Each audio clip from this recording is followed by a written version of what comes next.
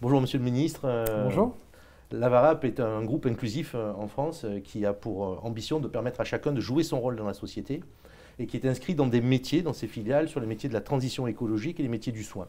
Et donc on a 4 secteurs d'activité principaux, l'environnement, l'éco-construction, les ressources et les compétences, ainsi que la santé.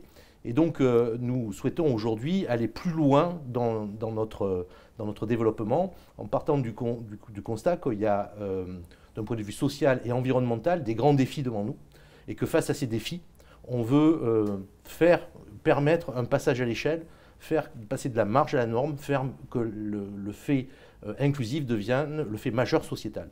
Et dans ce cadre-là, on a démarré nos échanges lors des 30 ans, et on vous remercie d'ailleurs d'avoir animé et d'être présent parmi nous dans ces 30 ans. Et vous avez pu voir l'engagement de nos collaborateurs et puis aussi notre capacité à fédérer autour de nous l'ensemble de l'écosystème de l'inclusion. Et donc aujourd'hui, on veut aller un petit peu plus loin en disant il faut que le fait inclusif ne soit pas l'affaire de quelques spécialistes, mais véritablement le généraliser. Et c'est pour ça que le 2 juin prochain, sous le haut patronage du président de la République, on lance les Journées nationales de l'inclusion, qui est un point de départ qui va se décliner dans chacune de nos régions, et dans lesquelles, dans cette logique-là, on s'est associé avec le MUCEM, avec tout le symbole du MUCEM, à la fois sur un musée de dimension nationale, mais aussi un musée des civilisations, et donc en montrant que finalement le fait inclusif ou l'inclusion n'est pas qu'une affaire ni de spécialistes, ni d'emploi, mais est bien plus large pour que les personnes puissent se réaliser.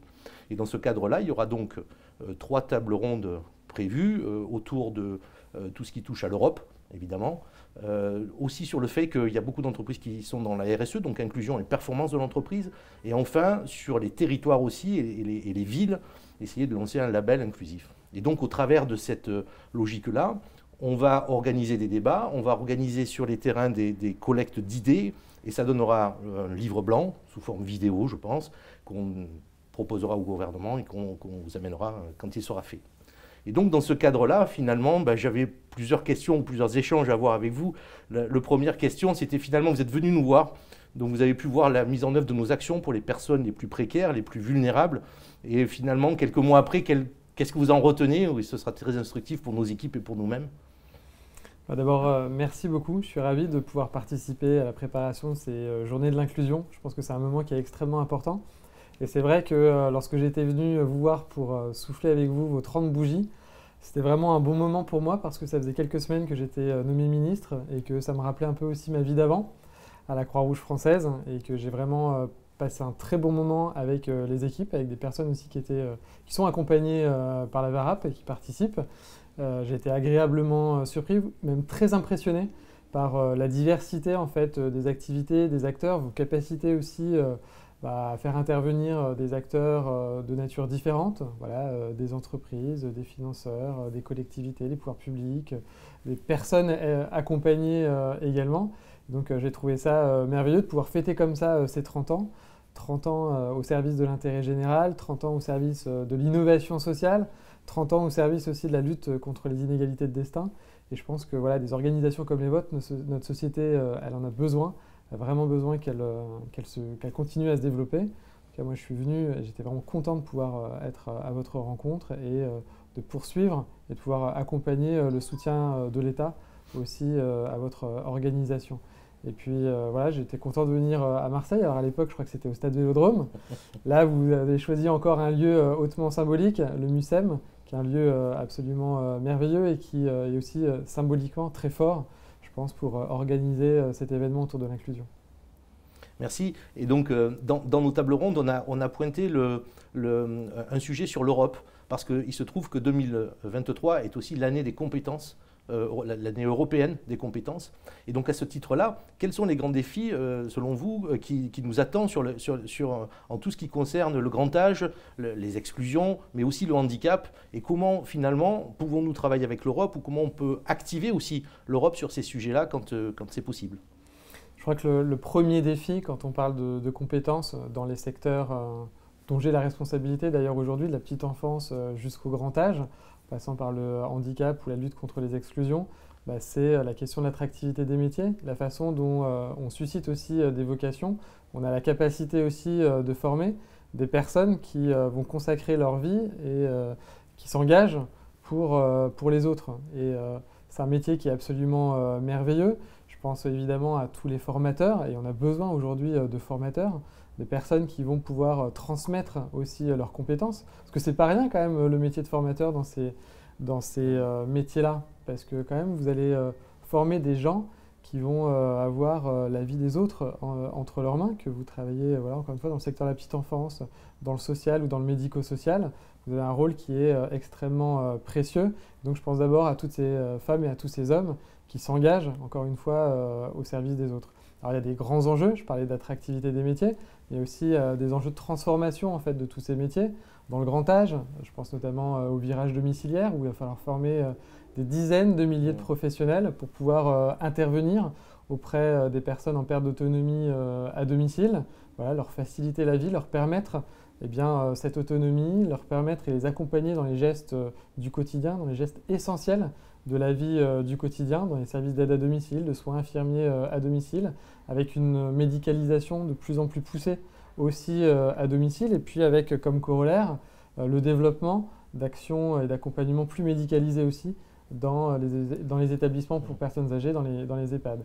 Il y a tout ce qui concerne aussi l'inclusion, tous les métiers du social, de l'accompagnement, avec un enjeu extrêmement fort aujourd'hui d'avoir une approche qui soit la plus globale possible pour permettre justement cette inclusion. On avait mis dans la précédente stratégie de lutte contre la pauvreté un axe justement pour permettre de mieux former les professionnels eh bien, qui accompagnent les personnes qui sont aujourd'hui exclues. On va le renouveler dans la prochaine stratégie. On va notamment travailler sur la question de l'accueil spécifique, par exemple, des primo-arrivants sur le territoire. On va travailler sur la question de l'accompagnement de la transition écologique, qui est une dimension qui est extrêmement importante. Et puis, dans le handicap, il va falloir qu'on continue. On a pris, il y a quelques semaines, le président de la République a pris des engagements extrêmement forts pour les 3 années qui viennent pour renforcer l'inclusion des personnes en situation de handicap. On a un défi majeur en matière d'inclusion des personnes en situation de handicap, de leur permettre tout simplement d'accéder à leurs droits fondamentaux, d'accéder à l'emploi, d'accéder à l'école, essayer de remplir la promesse républicaine, celle qui est la nôtre, aussi de l'accessibilité universelle, de nos services publics, des transports, là aussi de toutes les dimensions de la vie quotidienne, et on a du travail. Merci pour ces réponses, et d'ailleurs on y contribue nous par le biais de la formation qu'on fait au travers de nos équipes et de nos différentes structures. L'autre sujet, c'est celui des entreprises, parce qu'il y a un défi majeur aussi et avec les entreprises. On s'aperçoit aujourd'hui que les programmes RSE fleurissent dans la plupart des entreprises, qu'elles soient de grande taille ou de petite taille. On ne peut que s'en féliciter. Et on voit aussi les entreprises s'engagent, on voit un certain nombre les entreprises à mission qui existent, etc. Tous les programmes RSE aujourd'hui s'orientent vers la transition écologique, principalement vers la transition écologique, en raison du défi sur la biodiversité, la trajectoire carbone, etc. Est-ce qu'on peut opposer transition écologique et transition sociale, ou est-ce que ça fait partie des mêmes registres ? Alors vous répondez un peu à la question, mais vous êtes convaincu comme moi que c'est 2 sujets qu'il ne faut absolument pas opposer. Au contraire, l'un ne va vraiment pas sans l'autre. On ne peut pas parler de transition écologique, d'adaptation ou d'atténuation des changements climatiques sans parler d'inclusion sociale de façon générale. D'abord parce que ceux qui sont les plus impactés par la dégradation de l'environnement ou les changements climatiques, c'est les personnes qui sont les plus vulnérables dans notre société. Et donc, on a collectivement un devoir de faire un effort supplémentaire pour accompagner toutes les personnes les plus exclues, les plus modestes, les plus vulnérables dans cette transition. C'est absolument essentiel. Et on ne pourra pas réussir cette transition si justement on n'amène pas cette dimension sociale forte au cœur de notre projet. Et là aussi, la stratégie que je porte de lutte contre la pauvreté, elle visera aussi et d'abord à accompagner les plus modestes dans cette transition écologique pour faire en sorte que ce soit aussi une transition solidaire, parce que je suis convaincu aussi que ça peut être c'est un défi, c'est un risque, c'est une menace pour un certain nombre de personnes, mais c'est aussi une vraie opportunité de pouvoir sortir des personnes de la pauvreté, parce que ça va créer aussi de l'activité, ça va créer de nouveaux métiers, et parce que accompagner des personnes modestes dans cette transition écologique, ça va paradoxalement aussi leur permettre de mieux vivre, parce qu'on va travailler très concrètement sur l'allègement des dépenses contraintes aujourd'hui de ces ménages, que sont les transports, l'énergie nécessaire au logement, l'accès à l'alimentation. Et ce faisant, en fait, on va répondre à la fois à l'enjeu environnemental et climatique, mais aussi à l'enjeu social. Maintenant, c'est à nous de convaincre les entreprises que s'engager dans le social, ça va de pair avec la transition écologique et que c'est aussi bien et aussi valorisant que de s'engager pour le climat. Exactement, et donc si je prolonge, ça veut dire qu'un des enjeux aujourd'hui, c'est de ne plus parler de RSE et faire que le fait inclusif ou le fait de la transition écologique devienne la norme et devienne la clé de la performance. Et quand on raisonne comme ça veut dire qu'il y a un défi immense aussi devant nous sur la question du temps long, puisqu'en fait, pour une entreprise, il faut être agile au quotidien, mais il faut que les échéances soient plus longues que le court terme que l'on vit aujourd'hui, et ça impacte évidemment la société profondément. Les entreprises, elles ont un rôle sociétal qui est majeur. Aujourd'hui, d'ailleurs, moi, je ne parle plus trop de responsabilité sociétale des entreprises ou des organisations. Enfin, je parle de l'impact positif que l'ensemble des acteurs de notre société doit avoir sur la société dans son ensemble. Alors, on parle d'impact environnemental, on parle aussi d'impact social. Aujourd'hui, je suis aussi ministre des Familles et donc je travaille aussi, par exemple, sur la responsabilité familiale des entreprises. On parle beaucoup d'équilibre entre vie personnelle et vie professionnelle. On va amener du bien-être dans la société. Les entreprises, elles ont un rôle clé. Et je ne crois pas non plus d'ailleurs que l'économie, elle puisse prospérer, qu'on puisse continuer à se développer si, par ailleurs, notre société, elle n'est pas porteuse et pourvoyeuse de bien-être. Je ne crois pas qu'aujourd'hui, en fait, on puisse concevoir l'économie autrement qu'au service du développement humain. Après, le troisième volet qu'on va aborder dans cette journée, c'est l'inclusion. C'est pas quelque chose, c'est pas un concept, c'est quelque chose qui est une réalité, qui est complètement ancrée dans les territoires des métropoles, territoires ruraux, mais territoires ultramarins aussi. Et ça se décline de façon diverse et variée dans ces territoires-là, donc c'est une vraie réalité. Et puis aussi, ce n'est pas uniquement la question de l'emploi et du travail, c'est aussi l'accès aux vacances, à la culture, d'où le MUSEM, au sport, qui est un lieu d'émancipation et de progression sociale très fort.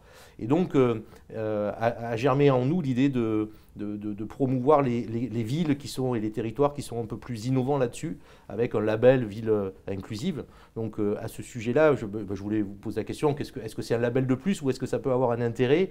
Et puis la deuxième question, c'est aussi si on le met sur les métiers du grand âge, c'est quoi une entreprise inclusive sur les métiers du grand âge, par exemple? Comment on pourrait imaginer les choses? Moi, je crois beaucoup à la labellisation parce que ça fait un peu d'émulation. Je crois que c'est bien aussi que des acteurs puissent se comparer entre eux, puissent aussi, voilà, il y a vraiment de l'émulation et je pense que c'est plutôt bien. On l'a fait par exemple, voilà, vous faites référence au secteur du grand âge pour les villes amies des aînés, dire comment on arrive à avoir et à créer des environnements qui sont favorables aussi eh bien, à la vie des personnes en perte d'autonomie. Vous parlez d'inclusion. Moi, je pense que c'est loin d'être un terme galvaudé, que ça doit être effectivement au cœur de notre pacte républicain, de notre pacte social, que ça doit être notre boussole à tous, que c'est d'abord offrir à chacun la possibilité de vivre la vie qu'il a envie de vivre et de créer justement cet environnement qui soit favorable à l'accès aux droits de chacun. Et ça passe, j'avais dit, par l'emploi, par l'accès aux loisirs, aux vacances, à la culture, enfin, bref, à toutes les dimensions de la vie. Et ça doit vraiment être notre combat. Et puis une entreprise qui serait inclusive pour des personnes âgées, c'est des entreprises qui ne voient pas l'avancée en âge dans l'entreprise comme une charge, comme quelque chose de négatif. Au contraire, qui voient ça comme une vraie opportunité. Je pense que les personnes, elles acquièrent tout au long de leur vie une expérience, un savoir-faire technique, certes, mais aussi une expérience de la vie qu'il est importante qu'elles puissent transmettre et qu'on puisse valoriser aux plus jeunes générations. Et donc, ça fait partie du débat actuel, vous le savez, et je pense que la question de l'emploi des seniors, elle est majeure. Savoir aussi comment, dans une dynamique de bien vieillir, on est capable aussi de penser des parcours professionnels et une fin de carrière professionnelle qui soit progressive, qui soit douce et qui ouvre après vers un autre moment de la vie qui est tout aussi important que celui de la vie active. Après, une petite question aussi qui touche plus l'État. L'État doit donner l'exemple, et donc quand on parle d'État employeur, qu'est-ce qu'on pourrait améliorer, quelles actions on pourrait mettre en place pour que cet État employeur soit un peu plus inclusif? Beaucoup de choses. Je pense que l'État il doit être exemplaire. C'est marrant parce que quand j'étais directeur général de la Croix-Rouge, j'ai beaucoup travaillé sur cette question de l'exemplarité, surtout de la cohérence en fait, entre les valeurs ou ce qu'on prône vis-à-vis de la société extérieure et ce qu'on vit à l'intérieur. Pour l'État, c'est pareil. Lorsque le Parlement écrit des lois, lorsqu'on prend des décisions, etc., je crois qu'on doit d'abord se les appliquer à nous, être exemplaire là-dessus. On le voit, on ne peut pas être crédible si on prône l'idée d'une société inclusive pour les personnes en situation de handicap, par exemple, si nous-mêmes, au sein de l'État, on n'est pas capable de montrer l'exemple, d'inclure les personnes en situation de handicap dans l'ensemble des métiers de la fonction publique. Et c'est important parce que c'est encore une fois l'exemple qu'on doit donner à l'ensemble de nos concitoyens, à l'ensemble des entreprises, des employeurs de ce pays. Donc l'État doit être exemplaire et on a encore un petit peu de chemin et de travail à faire là-dessus. Et donc, après, dans les rencontres que j'organise ou que j'ai la chance d'avoir, souvent le mot inclusion, le mot solidarité, le mot handicap, c'est des mots qui font parfois peur et qui disent « Ah oui, mais ça, c'est pas forcément pour moi ». Et donc, moi, c'est pas mon cas. Moi, je trouve que le mot solidarité est un beau mot. Mais si on avait à changer le nom de votre ministère, par exemple, quel mot vous donneriez pour impulser cette nouvelle dynamique de l'inclusion partout et pour tous? Bon, je vais répondre à votre question, mais avant, je voudrais quand même dire qu'il ne faut pas avoir peur d'employer des mots et de bien dénommer les choses. C'est important parce que c'est comme ça aussi il faut être fier aussi de porter ces valeurs, cet engagement, cette vision aussi de notre société. Donc, moi, je ne suis pas pour cacher en fait ces dimensions-là parce qu'au contraire, j'en suis fier et je pense qu'il faut qu'on porte cette fierté de façon générale au sein de la société. Mais voilà, mon ministère, c'est le ministère de tous les possibles, je vous l'ai dit tout à l'heure. J'ai souvent dit que c'était le ministère de toutes les vulnérabilités, mais c'est avant tout le ministère qui doit donner la possibilité à chacun de vivre la vie qu'il a envie de vivre, qu'on soit un enfant né dans une famille pauvre, qu'on soit une personne qui va se retrouver en situation de handicap, qu'on soit une personne exclue de fait par la pauvreté, par la perte d'autonomie ou autre. Vraiment, moi, c'est vraiment le ministère de tous les possibles.